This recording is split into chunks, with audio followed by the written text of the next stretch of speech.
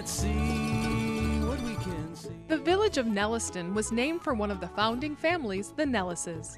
In the sometimes humorous book, Waymarks in Nelliston, local historian Ruth Lupo writes that it was often referred to as Muletown, as it was a stopping point on the Erie Canal, but also maybe because of the stubborn villagers.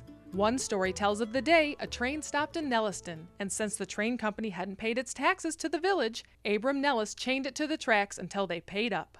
Nelliston overlooked the high-speed transportation systems of the day, connecting it to other communities and their goods. Just imagine getting beautiful fabrics from Albany and delicious cheese from Little Falls. Today on Main Street in Nelliston, the tradition of cheesemaking continues at Palatine Valley Dairy. Be sure to visit tomorrow or any Monday afternoon to see the cheese being made. Some barges in our day, filled with lumber, coal, and hay. We know every inch of the way from Albany to Buffalo. Love Bridge, everybody down.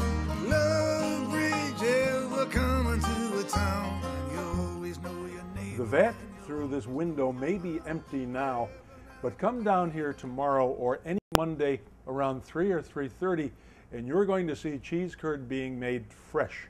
And guess what? It takes 17,000 pounds of milk to make 1,700 pounds of cheese curd. Earl and Carol are retired dairy farmers, but they couldn't stay away from their milk products. And if you come here, you can find 40 different varieties of cheese, many of which are ribbon winners at the New York State Fair. But really, it's summed up best in their own slogan here that when you say cheese, we smile.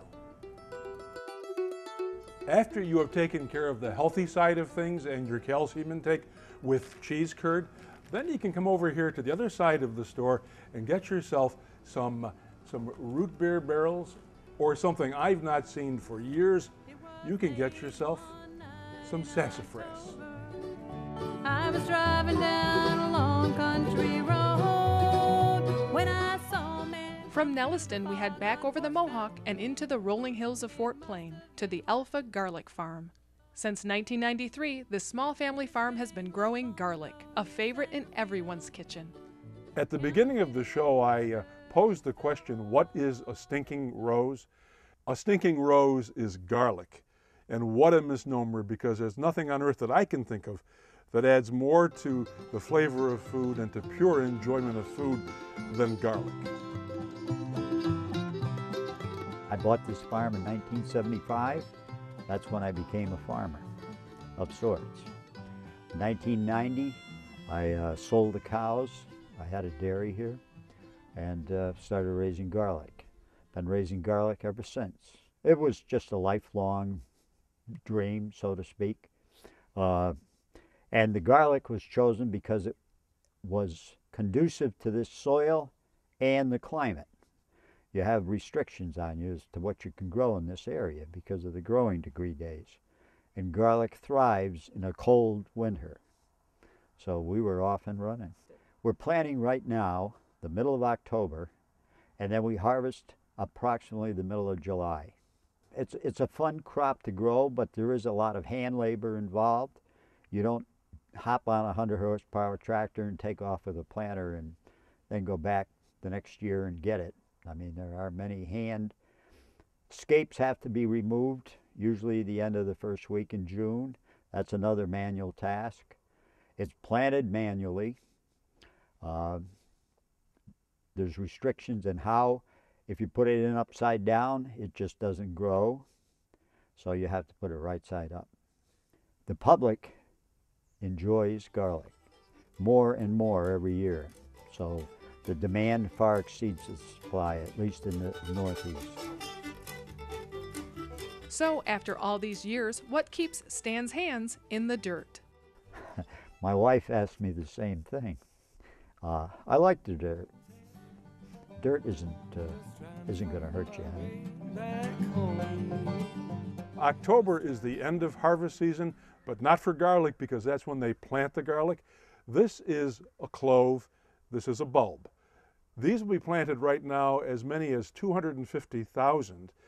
It will grow into a bulb that has 5, 6, maybe 7 inside of it, so that really the return here is better than the stock market. It's 5 or 7 to 1.